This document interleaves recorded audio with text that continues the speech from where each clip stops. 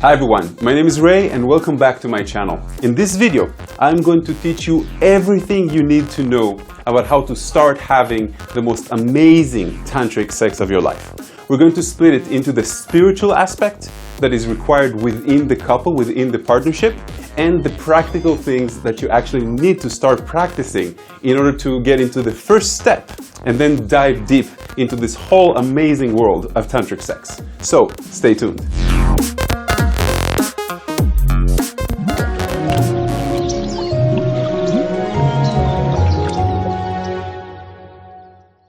Tantra is not just about sexuality. Tantra is a way of life. And in this video, I want to teach you a few practices that I've learned to master the tantric sex. In other words, what you get out of it, instead of having a 2 or 3 second orgasm, you can have a 30-second orgasm. You can have multiple orgasms. You can do that without ejaculation as well. This video is not intended just for men, because the women that need to support their man also have to understand the basic principles. Let's begin with the partnership itself. Now, if you are the type of person that is highly connected and you think that you can actually master this with a one-night stand, that's great. But usually it will require two conscious people understanding that they are going on a voyage, on a journey together. In other words, you need to take your time when you're doing this. This is not just about the regular sexual act, which on average is about 8 minutes around the world. This is about taking the time for the foreplay, taking time in your calendar, preparing yourself for it, enjoying it, making it of a spiritual ceremony of unity one can do with the other. And on the other side, there's practices that you can do that are very, very simple. You don't have to think that you have to meditate together or learn specific breathing techniques and stuff like that. Not at all. I'm going to teach you everything right here. So, when you are during your sexual act, when you guys are together, the first thing I want you to focus on, and this is the spiritual aspect,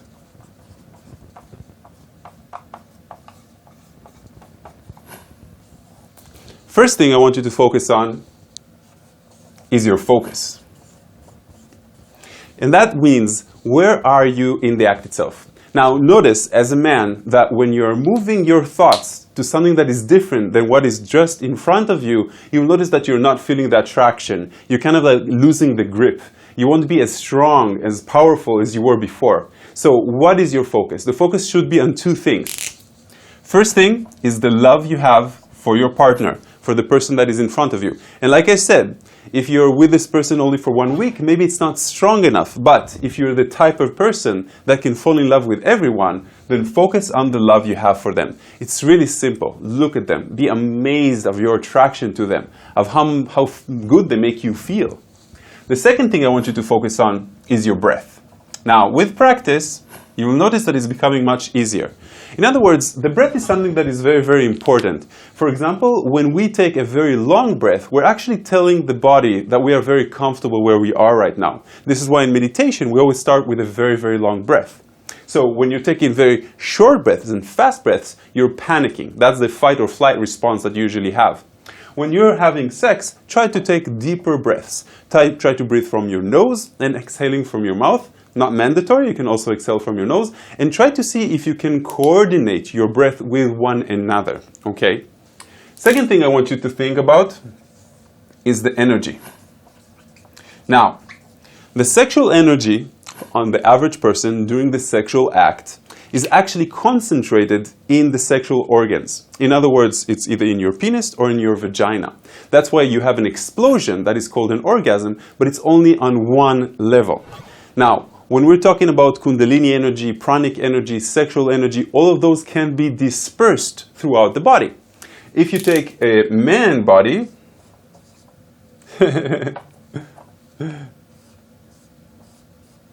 and the woman's body, sorry, but I am going to put, I don't know, put a little dress here or something, so no, it's a woman. The sexual energy in the Tao or in the Tantra actually moves in this direction. So we're breathing it up, moving it from the sexual organ, up, and then breathing it down. And then up and down and up and down and up and down again. In other words, what we're trying to do is we're trying to disperse that energy that is accumulating. Now, during the sexual act, you probably notice that you're going up and down and up and down. And actually, you're going through cycles of arousal and then retrieval and then arousal. During the cycles of arousal, if you will breathe in and if you will hold your sphincter tight, you know, squeeze it and let the energy move upwards, you will notice that it's beginning to move in circles. Now again, to practice all of these together, it takes some time. That's why you have to honestly and openly communicate this with your partner, woman or men. But this is your next phase, as one might say. And we haven't even begun being practical. This is about the spiritual connection that you have with your partner. And this is the basic. So, where my attention is, where my breath is, and where my energy is dispersed. In other words, when I'm breathing in, I'm moving the energy upwards. And when I'm breathing out, I'm moving it downwards. When you become a little bit more advanced in this, and you guys understand that you're now unified, you are in one energy, then you can try to imagine and visualize that you're actually breathing into your partner. In other words, you're becoming one, and your breath is becoming cyclic. And what you will notice is that you guys are actually breathing in the same rhythm as well. Now to the hypothetical part, which is more for men, but it's really interesting for women as well. And for this, we will use the blue pen. During an average sexual act, we have up, up, up, up, up, up, up, poof, orgasm, crazy stuff. And then we have a down. This is why, by the way, men usually fall asleep and, you know, stuff like that. On average, this takes about 8 minutes, including foreplay. Amazingly, yeah, I know, that's kind of disappointing for the human race. Some people would say, my God, you last for a whole 8 minutes? Now, in the tantric sex, we're talking about this point right here, which is 70 or 80% arousal, okay? In this point right here, you have a choice. It's either that you're going for the home run completely, or you're deciding to lay back just a little bit in the beginning, retracting your energy, even if you want or if you can, completely move out of the body, okay? Sit around, talk a little bit, touch each other, have a little bit more foreplay, be in the tune, be in the ceremony, okay? Just like you had before here. But don't stay inside if you know that the friction itself might cause you to go all the way, and you will pretty much fuck up your orgasm, okay? Now, the idea is that instead of going for the whole full Monty in the beginning, here we are laying down a little bit, and then we're going down in the sexual energy just a little bit. Okay, let's say we're going down to the 50-60%. For the men, it will be in the strength of the penis. In other words, you will feel not as strong as before. But you'll notice that when you're going down with less friction and stuff, after that, it will be easy to go back up. But the next time that you go back up, after that 1 or 2 minutes, that we are actually waiting, taking our time, slowing down the penetration, we're going to move up, back up again. And this time, where the 70-80% point was here, now we're moving into a different 70-80% arousal. This will feel better to you. This will feel more aroused. This will feel like you haven't eaten in a week and you're starved. And now this, whatever it is that you're going to eat, it's going to feel much better for you. It's going to taste better for you. That's the expectation. That's the intention of waiting. Now, this whole thing can take 15 minutes, 20 minutes, but wait with it. It's amazing because imagine that you have a 5-minute massage or a 20-minute massage. You can go much deeper. You can touch more places.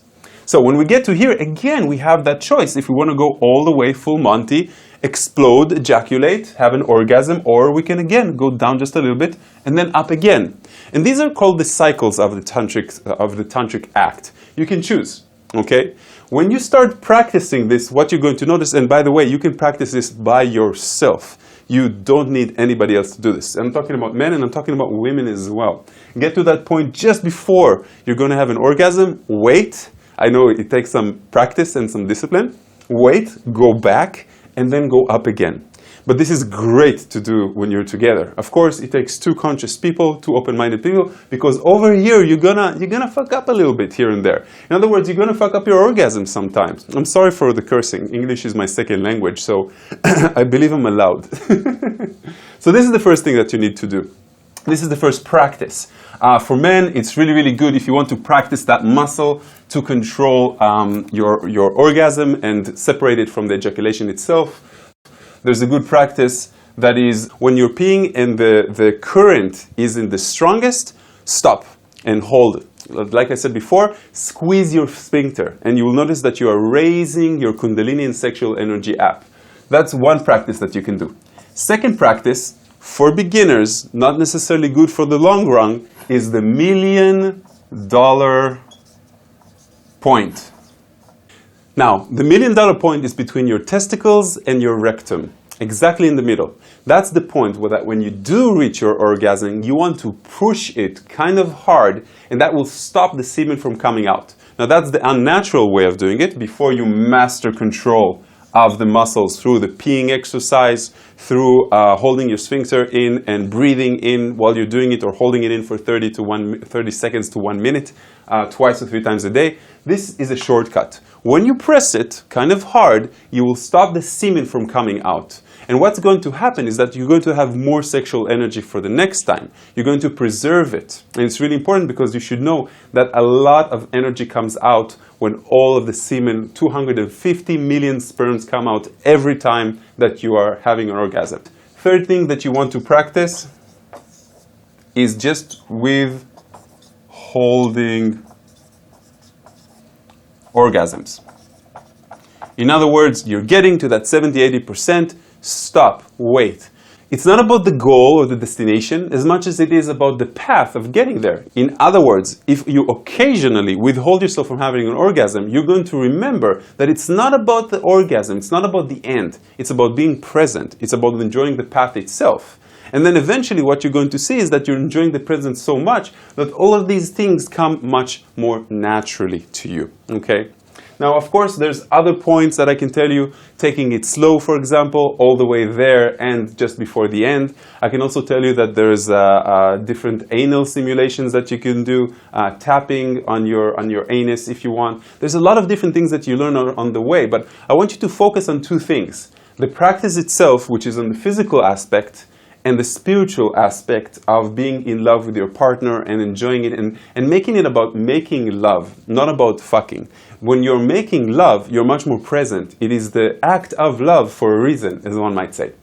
So, I hope that this reached everybody. I tried to simplify it, a lot of information, because I've been doing this ever since I was about 17, when I found out that it can be done on physical level, you know, separating the orgasm from the ejaculation and preserving that energy. And because I'm a breatharian, I'm into energy preservation. And of course, this is also going to extend your life quite substantially. If you've ever heard about the 5 Tibetan exercises, the 6 Tibetan exercises is never having sex again. But when you're doing this, you don't have to, because you don't have to refrain from exertion of energy, because you can actually keep it if you want, of course. So my friends, if you really want to practice this, instead of just watching another video on YouTube or on Facebook, go to your partner or to somebody, or even start practicing by yourself. There's no excuses, just go for it. My website is maor.com, where you can see my schedule online. If you want to join one of my workshops, go ahead. All the details are right there when you need them. And of course, if you have any questions or any comments about anything that we've talked about in the video today, ask them down here. My name is Ray, thank you very much, and I will see you in my next video. Namaste, my friends.